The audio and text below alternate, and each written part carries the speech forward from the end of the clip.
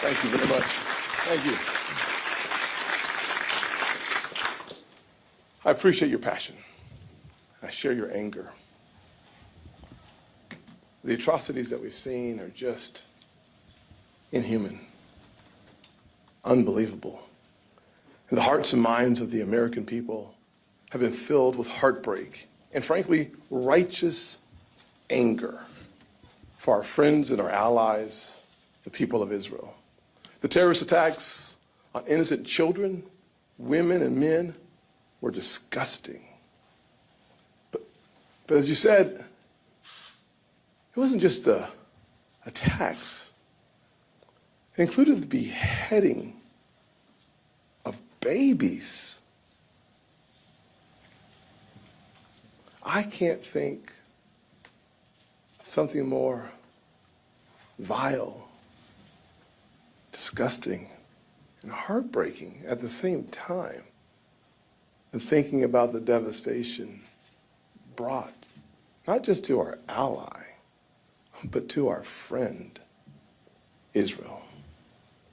A music festival was turned into a killing field. Women and children thrown into the back of trucks and kidnapped. The bodies of the innocent paraded around the streets like they were trophies. Hundreds upon hundreds of dead, and still they're counting. And even more, still missing. 1,000 deaths in Israel is equivalent to 36,000 dead Americans. Think about that. A country of just 9 million people or so, losing 1,000 people would feel like in our nation the loss of 36,000 Americans. New reports this morning suggest that dozens and dozens of babies were mutilated. That is evil personified. And the murder victims and the hostages include Americans. We heard just minutes ago, we're up to at least 14 dead Americans and no idea of how many hostages are Americans. America stands with Israel in sorrow, in solidarity, and in strength of resolve that these heinous acts of war will not go unanswered and they will not go unpunished. Our nation is founded upon the Judeo-Christian rock. And as a Christian, I believe we first follow Romans 12:15 that reminds us to mourn with those who mourn. And so our prayers are with Israel and our Jewish friends. But we must also stand shoulder to shoulder with our friends when it is time to turn to the next chapter. Romans 13, verse 4 reminds us, if you do wrong, be afraid. For God's servants are agents of wrath to bring punishment on the wrongdoers. These despicable acts deserve nothing less than the full measure of justice. The people behind them need to feel the wrath of God, and they need to meet some Israeli or American military hardware to help them get there soon. It is not enough for the United States of America to simply condemn this kind of aggression. We need leaders who will stop inviting this kind of aggression.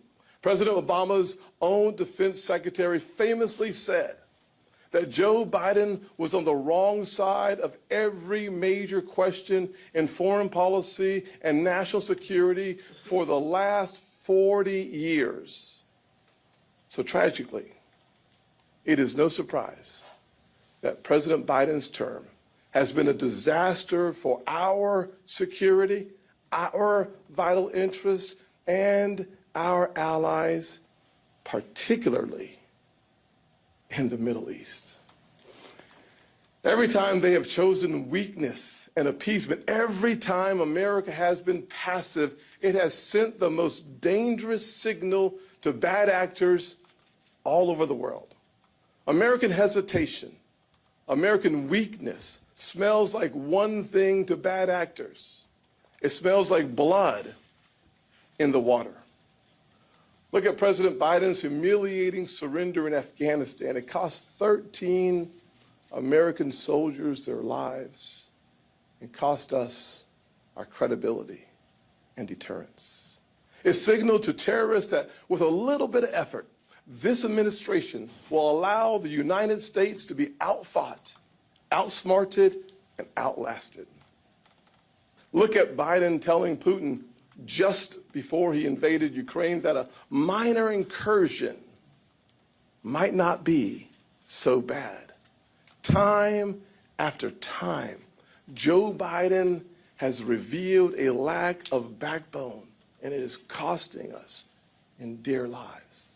It is not just hesitation or incompetence. It's a pattern of foolish policy choices that have undermined us and our allies.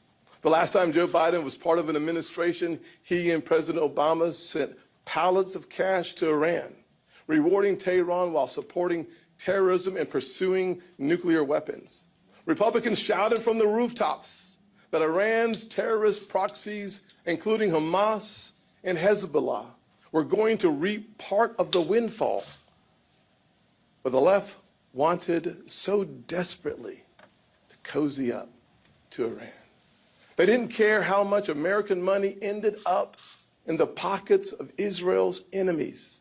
Just a few weeks ago, President Biden sent the same signal again. He rewarded Iran for taking American hostages by unlocking $6 billion for the mullahs.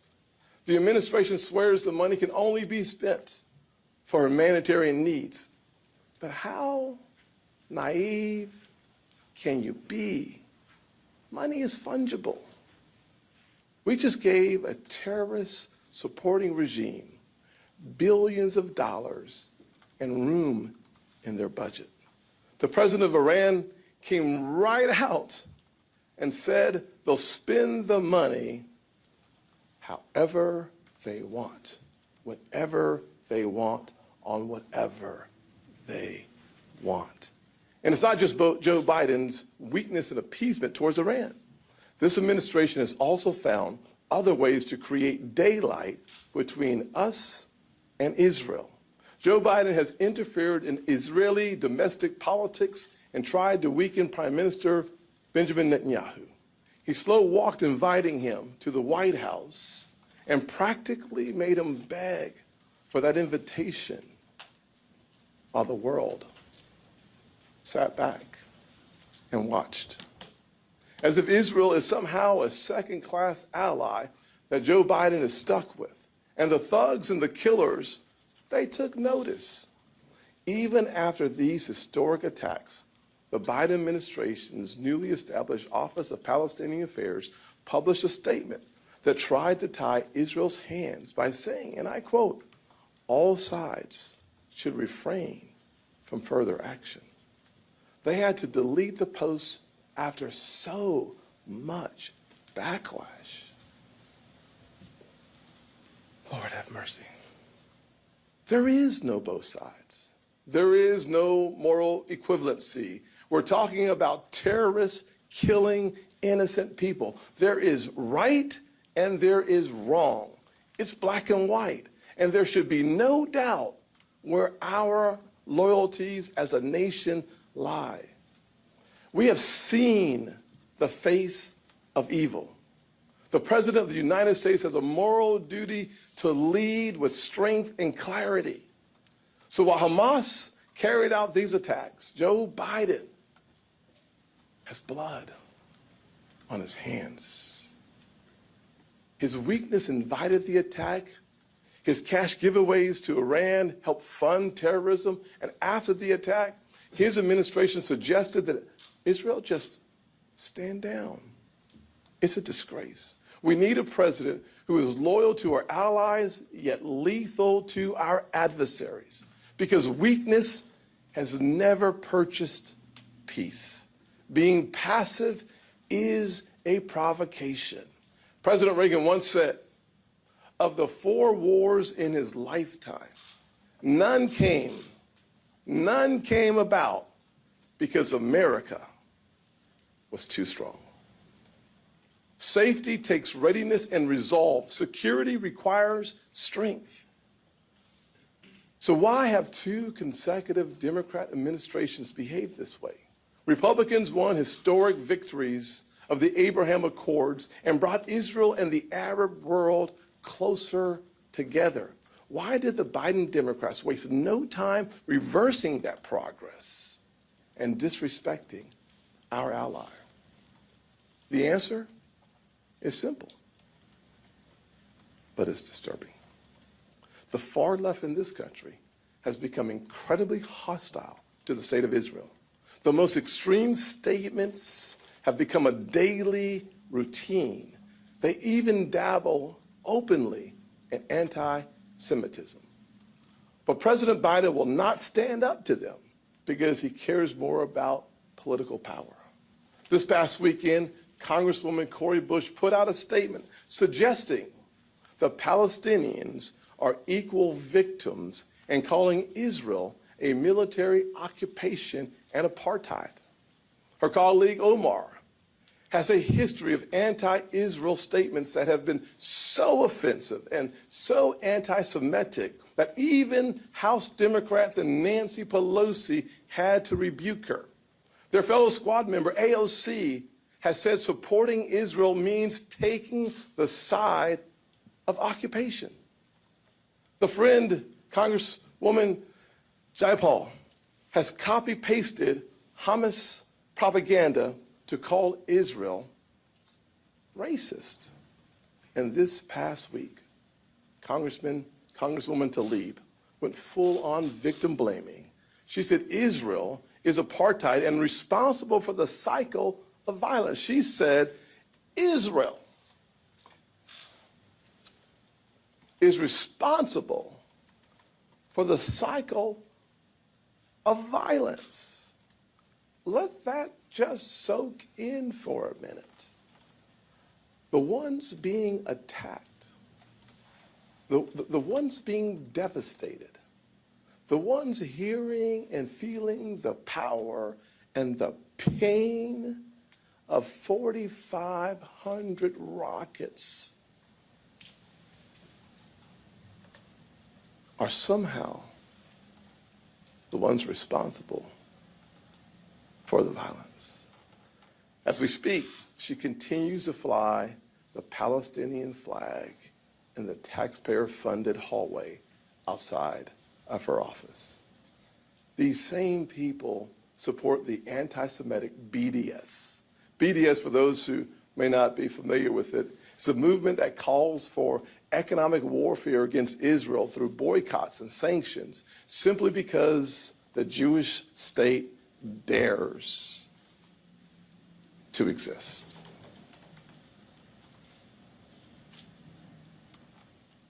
And several of them put those bigoted boycotts into practice themselves just a few months ago. They boycotted President Herzog's speech to Congress and voted against a pro-Israel resolution. I said at that time that giving aid and comfort to anti-Semitism was a dangerous, reckless signal for members of Congress to send. But even before Israel has buried its dead, even with hostages still in captivity, they began doubling and tripling down.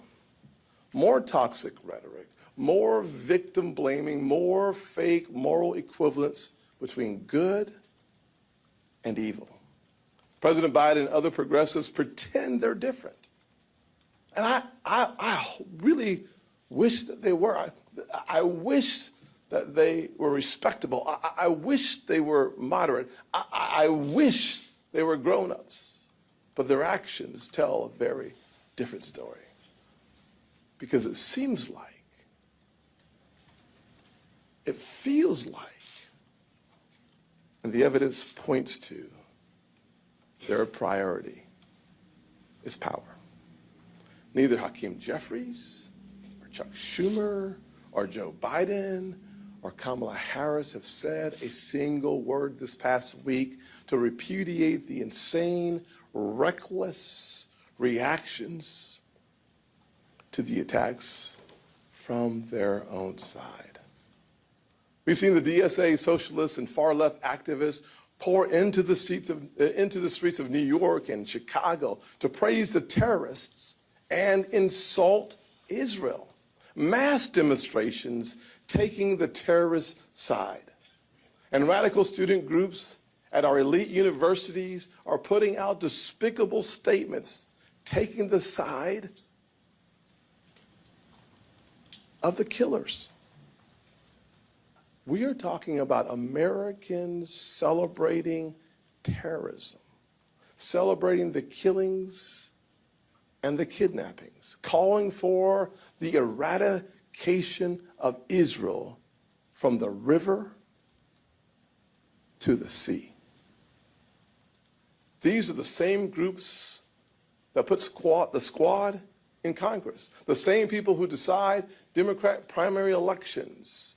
Several of the representatives I just named are members of the DSA themselves. Where are the repudiations? Where are the primary challenges? Why will neither Joe Biden or Kamala Harris say a single thing about any of this? Because it's about power, and they'll do anything to hang on to their power.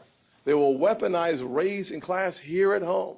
They will tell hope-stealing lies about the nature of systemic racism in our country.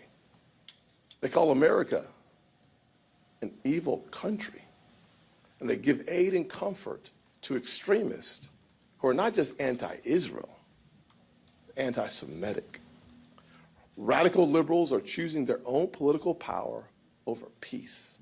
They would rather invite attacks on our allies than stand up to the fringe elements within their party. This is not all Democrats. This is not all Democrats. This is a radical, extreme element that refuse to stand up to their own party. It is cowardice that makes them complicit, and it has to stop. We need to eliminate racist, socialist, anti-Semitic DSA from American politics. If the DSA and their friends are going to behave like a hate group, we should treat them like a hate group. And we should stop pretending it's normal or okay that the most famous, most prominent House Democrats in the country are joined at the hip with the DSA. Every member of the squad should either quit the DSA and repudiate the people who are cheering on deadly terrorism, or they should be expelled from Congress. We need a policy of strength and leadership. Number one, we need to rescue the American hostages and get them out and back home, period. We need to bring those Americans home this very instant. We should use, if necessary, our special operation forces, if that's what it takes.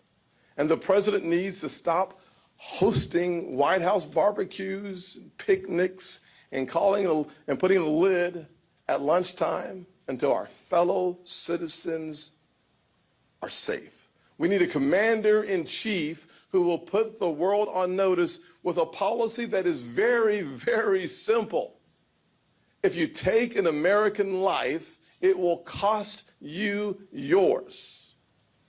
And we will make sure of it. Number two, Hamas needs to be wiped from the face of the earth. Simple. Decades of America's investment has helped Israel possess the hardware and the capabilities they need to do just that. But as we are already seeing, this new war is going to be a burden and a struggle, even for an ally as well prepared as this one. Israel is going to need our support.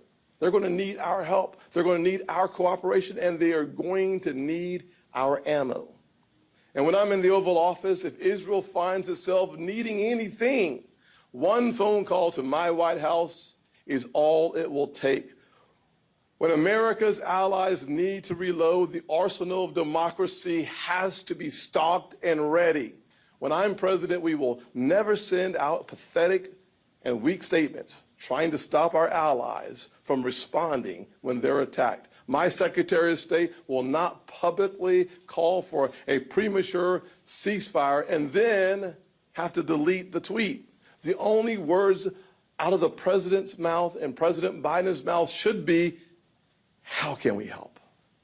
And more broadly, America needs to bring back a Middle East policy that treats our allies like allies and our enemies like enemies. No more desperate cuddling up to Iran. No more plane loads of cash to terrorist sponsors. No more condescending lectures and hostile gestures to our strongest ally in the region and the only democracy in the Middle East. As a top Republican on the Senate Banking Committee, I have legislation to strengthen and extend our Iran sanctions. When I'm president, I'll sign it into law. And earlier today, I called upon Secretary Janet Yellen to testify on the $6 billion slush fund. They need to explain to us and to the country what in the world could they possibly be thinking. We also need to shut off the funding that Joe Biden restarted to the UN's irredeemably flawed Palestinian aid programs. The best investment we can make in peace and stability is 100% support for Israel. We need to strengthen our intelligence sharing partnership so a surprise like this never happens again. We need to restart the momentum of the Abraham Accords and continue to help Israel gain respect and recognition throughout the Arab region. We need to safeguard our national security and our homeland, and that starts with closing our insecure, unsafe, and wide-open southern border. Scores of people on the terrorist watch list have tried to cross our southern border, people from Syria, Iran, Yemen, Pakistan have been found breaking into our nation. And those are just the ones that we caught.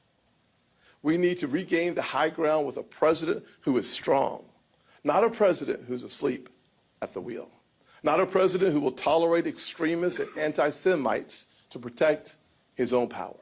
Israel is not too much. Israel is not too much to ask for the Jewish people. Speaking as a Christian, our elder brothers and sisters in faith have suffered. They have suffered enough. The history of European anti-Semitism, then the Holocaust, now 75 years of hatred, rocket fire, and terrorism. Geographically, Israel is a small fingernail in a massive stretch of majority Muslim countries, almost 5,000 miles from the Atlantic coast of Africa to India's border with Pakistan. The people of Israel are not asking too much. They have made generous offer after generous offer that the Palestinian leaders have simply and outright rejected. They simply want to live in peace. It's a human right, and it is non-negotiable. Let me conclude with this. I will always condemn anti-Semitism, appeasement, and weakness on the radical left. But I will also call out weakness or confusion among conservatives as well. It is not an equal problem. Hear me clearly. It is not an equal problem, but it is indeed a problem. Vivek Ramaswamy has said that the definition of success is reducing America's support for Israel. And he's proposed that we surrender Taiwan to the Chinese Communist Party as long as we've relocated some factories. Governor DeSantis once dismissed Russia's invasion of Ukraine as just a territorial dispute. The last thing we need is a Joe Biden Republican Party wing on foreign policy. It's also a mistake, and it is very damaging when Republicans keep repeating that our nation is a nation in decline. They paint a picture of some failing empire that needs to cut our losses and pull up the drawbridge. That idea is dead wrong, but it is also very, very dangerous. The American people are not in decline. American courage and American values are not in decline. We are just stuck with a weak president who is in retreat. Joe Biden has America retreating from safety on our streets and security at our borders. He has us retreating from stable prices and supply chains, retreating from the very core values that have made America exceptional, and retreating from peace through American strength abroad. We aren't in decline. We are in a Biden retreat. Good news is all we need is a new leader to turn it around. I'm running for president to restore peace through strength, to double down on American power. We need a commander-in-chief who is loyal to our allies and lethal to our adversaries with resolve that is beyond any question. And when I am president, there will not be one terrorist, not one anti-Semite on the face of the earth who doubts for 1 second that America has Israel's back. So allow me to close with a prayer from the prophet Isaiah for Jerusalem. It's in Isaiah 62. It says, because I love Zion, I will not be silent.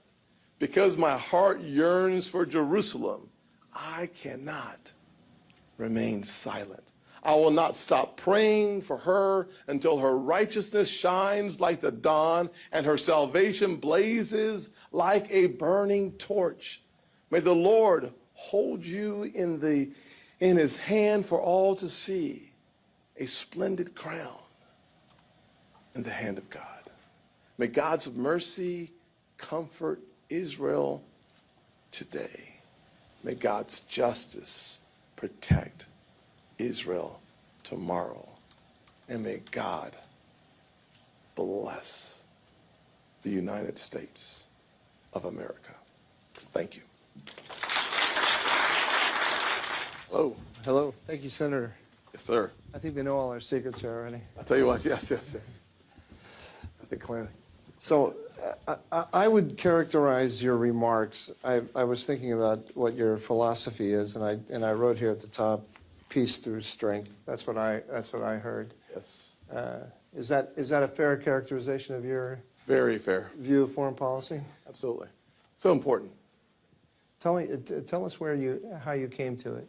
Yeah, I think if you look back at our history, especially the last 50 years of history, you can't not think of Ronald Reagan and his peace through strength philosophy, one that was embedded into our culture and one that, frankly, allowed us to sleep with peace and not see wars that we've seen around the world today. We didn't see it then for a reason. The more capable and the more powerful, the more resilient, the more responsive the American military, the American power, the safer the world is and the safer we are at the home front. One of the things I've said on the campaign trail a few months ago, June or July, that if we are not prepared to engage in conflict on 3 different continents, the Indo-Pacific, Eastern Europe, and the Middle East, we are unprepared. And you look at the focus of our military and you see how unfocused it has been over the last couple of years. It actually invites problems. One of the things that Ronald Reagan understood in a powerful way that if you want to keep America safe, you want to keep Americans safe, if you want to strengthen our allies and strengthen our resolve, then you have to have a really big stick. You really have to invest your resources in power in order to keep bullies and dictators off your porch. At the end of the day, the one thing they understand more than any other thing is power. And if you want to not have to use power, have power. Holding hands and singing Kumbaya is only a strategy for more pain, more misery, more suffering, and more death. Did you always understand this, or is this a realization you came to over time? Yeah, I agree with you 100%, but when I was younger, I'm not sure what I understood. I entertained some heretical thoughts. Yeah, you know, I can't tell you when it hit me the hardest. I will say that I never served in the military, but my dad served and I wasn't raised with him, but I always admired his service, especially his service in Vietnam. He served 27 years, I think, and 9 months in the Air Force. I have two brothers. I have an ugly brother and a good-looking brother. Everybody has one, probably. My ugly brother served 26 years in the Air Force as a colonel and went to the Air Force Academy. My good-looking brother served 32 years as a command sergeant major, retiring in the Army. 85 years between those guys. And the one thing I understood growing up was the importance of a strong military, the importance of investing in our military. And with two of those three having served in theater, one of the things that you know they want is a clear objective and the ability to come home safe. Of your two brothers, the ugly one and the handsome one, which is the smarter? Actually, unfortunately, the good-looking guy got the brains too. The sergeant major. He did, yes. Think about it this way. At Thanksgiving, I sit at the kiddie table. Because the command sergeant major goes first, colonel goes second, then the little kids go next, and then the senators go finally. So it's a level of disrespect I can't appreciate, but I've learned to live with it. You brought up Vivek Ramaswamy. Yes, sir. And he's on my mind today. Yes, sir. Because I watched his interview on Tucker Carlson, and they were tacking away. They were definitely tacking away from support for Israel. Yes, sir. Delicately, they didn't. Absolutely. Yeah, this is very bad. We have to understand good from bad, but, you know, and of course the only thing that matters is after the but. Right. Yeah. I mean, if you want to attack them personally, that's fine. But if I don't want to attack them personally, but I do want to attack their philosophy. well, this is what I wanted to get at. Yes, sir. Is that I see them. I'm surprised to see a wing of the Republican Party tacking away from Israel. How do you explain that, and what do we do about it? I think there's a populist movement that somehow says that isolationism can be a choice that we make, and the rest of the world will say, okay, we'll leave you alone.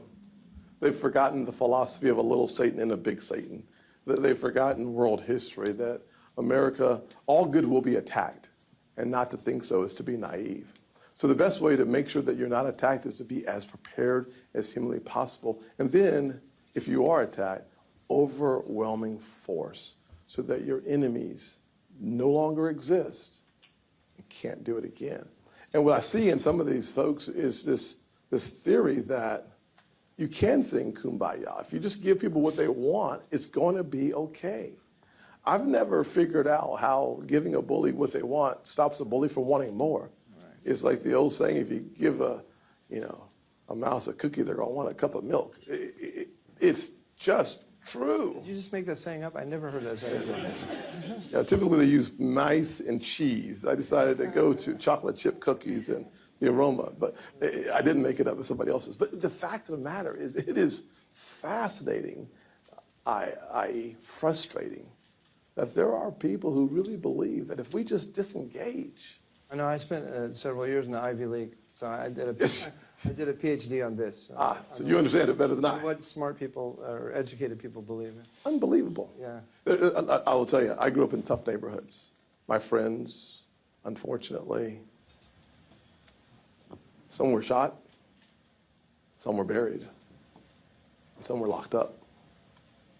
And I can tell you, the one thing you cannot do in a tough neighborhood is to assume that being just polite and kind is enough. You should be optimistic. You should be positive. But if someone hits you, make sure they never want to do it again. Why do you think, though, this is coming up on the populist right? So let me put it to you another way. Are you getting this, what we saw last night from Vivek and Tucker? Are you hearing that from your own constituents? Because when I hear you talk, that's what I heard growing up. Yeah, so there is no doubt that some would say the Reagan doctrine, the Reagan philosophy is, frankly, Vivek has said it, the mourning in America is over. Yeah. It's not. And so if you couple that theory that we should pull the drawbridge up, as I talked about, if you couple that with this notion that somehow America is a nation in decline and the best thing we can do to shore up ourselves is to focus only on America, and somehow that will give us the insulation, the protection our people need to be safe. Unfortunately, what we've seen is exactly the opposite through human history, and frankly, in modern times. One of the things you see in modern times, I said this really 6 or 7 years ago when we paid $400 million ransom payments under the Obama administration. I said literally then that will actually increase the price on American heads. And this payment actually creates a market for hostages. Yeah. And don't think Hamas wasn't paying attention. Yeah. Because they were. And there's a reason why they want to exchange these hostages at some point. And I got to tell you, sitting down today and having a serious conversation about the future of this conflict, I would put it in the words, a complete siege that will lead to a complete victory. And it will require our complete support. You told me earlier that you saw Ambassador Herzog today. I did. Can you share any of that conversation with us, especially the secrets? The biggest secret is not a secret. Israel lives by the mantra, never again. And they are deadly serious about it. The one thing I can tell you I walked away from talking with the ambassador was that man has tremendous clarity, serious resolve. We talked about proportional. What is a proportional response? You keep hearing people talk about a proportional response. His theory of a proportional response was making sure that they just wipe Hamas's military capabilities off the map. He says that's proportional because this is almost what you said. Well, you want to step further? I want to a smidge further. I think I frankly listened to him and wove part of his philosophy into a few of my thoughts and my comments because I wanted to capture that steel. He was somber, but not deflated. He was struck, but it created a fierceness in him. That the resolve of every single person in that government is to eliminate the threat, whatever it takes. And the necessity of a strong ally with no daylight is really important. I totally agree. We should have about as much sympathy for Hamas as we had for ISIS and Al-Qaeda, don't you think? Absolutely. One of the things that he said was Hamas is just like ISIS. Yeah, well, after this weekend, it's hard to disagree with that. Absolutely agree. So another theme that you wove through your remarks was the connection between domestic politics and foreign politics. Yes. Foreign policy.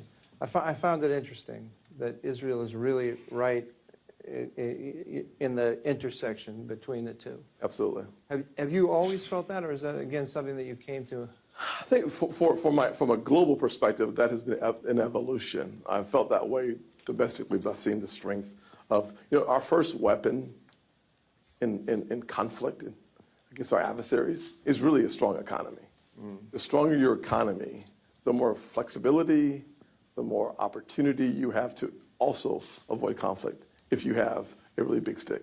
And one of the things I did, 2014, 2015, I can't remember the year, to be honest with you, but I went to Israel. I sat down with then President Perez. Netanyahu was the prime minister.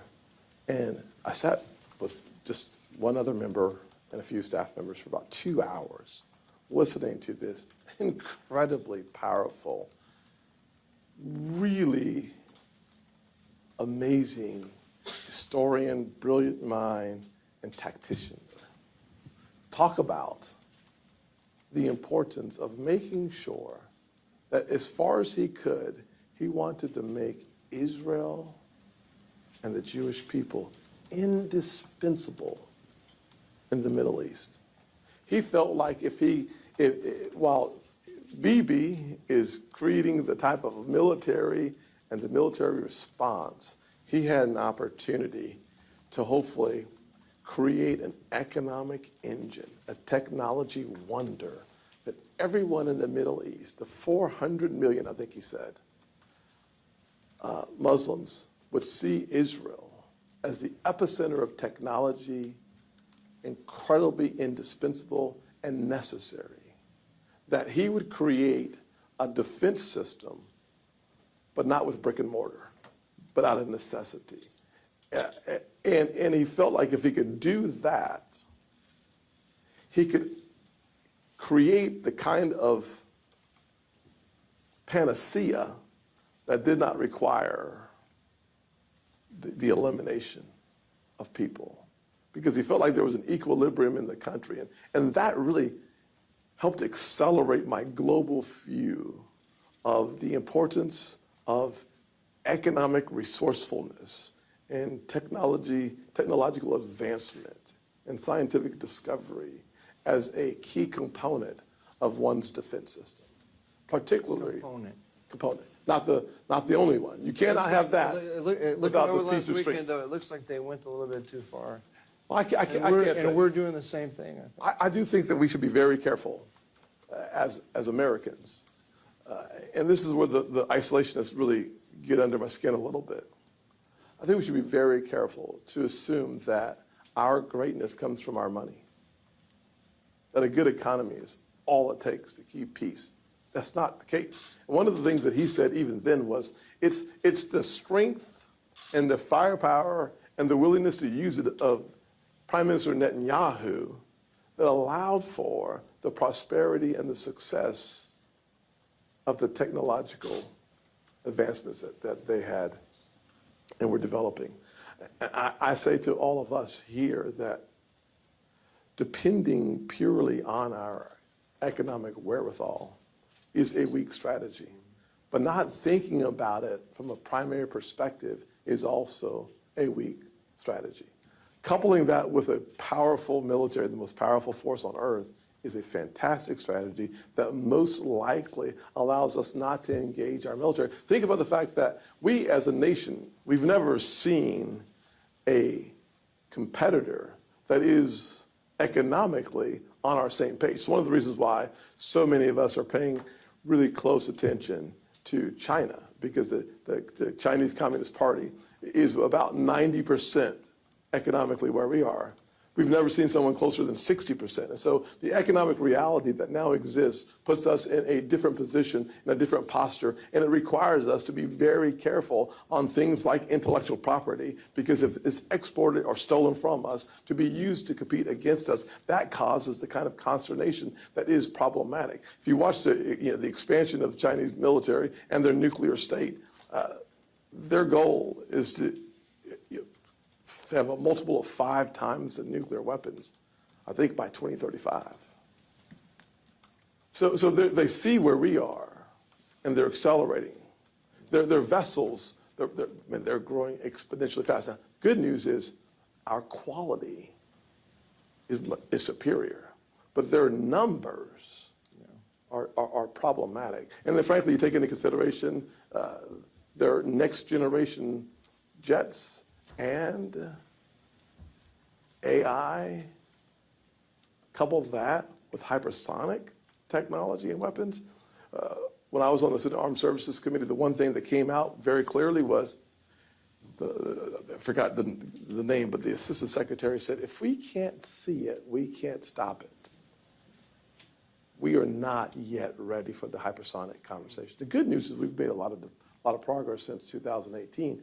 The challenging news is the reason why Jim Mattis, I believe it was, and our leaders at the time went from a counterterrorism strategy to a near-peer competitor strategy is because both China and Russia posed the existential threat that required the paradigm-shifting decision of our military brass in 2017, 2018 to manifest in our current strategy from a military standpoint. Do you think where do you put Iran in that mix? And do you think we've taken our eye off the ball on Iran? Well, we've been naive, and I'm not sure how you're naive with Iran, by the way. Iran is, in my estimation, the new axis of evil that's rising is Russia, China, and Iran. Right. So if that's true, and I think it is true, Iran is a critical component of it. Every time we degrade the Russian military, we keep more Americans safe. When we see Iran's just terrible actions of funding, this is one of the things that I walked away today with, is that 90%. Talked to in your conversation with the ambassador? Yes. 90% of the funding for Hamas comes from Iran. Now, just think about that as a part of this axis of evil. And the Secretary of State said that there's no sign that Iran had anything to do with this attack. Yeah, I would say hogwash, which is Southern polite for hogwash is all I can say up here. But here's one of the telling signs. It was when the president of Iran said, actually, Hamas said to Iran, "Thank you for your help." That's an indicator. It might be an indicator. Yeah. And the president of Iran said, "You don't tell us what to do with the money. Yeah, We will do whatever we want." Another indicator. I call those breadcrumbs. Yeah. And where do they lead? And the other thing that I thought was really important in this conversation, especially between what we know is that Hamas, Hezbollah, Iran, the relationship is deep, long, and lucrative. So Another indicator. at some point, You need to reassess their. yeah, if you're looking for the target and you can put on a blindfold and you can spin yourself around 100 times and you still cannot miss the target, the chances are that's a sign. And this is a target you cannot miss. And I think the evidence will prove that over time. All right. Well, why don't we end on that note unless you have anything else you'd like to tell us? Is there something I should have asked you that I didn't? Not on Iran. I mean, we certainly have a complicated world that we should spend some time thinking through and talking through, from Eastern Europe to the challenges that we're seeing with our NATO partners, contiguous with Ukraine, to the challenges that we're going to have in the Indo-Pacific, and the assets that we have, the assets we need to move, and the economic strategy. We've got a lot of work to do. Who should we vote for president? I'm going to give you one person. I'll even give you his website, votetimscott.com. Okay. Thank you very much. Thanks, sir. Thank you.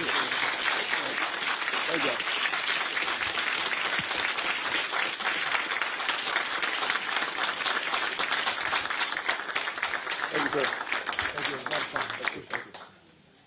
Yes, ma'am.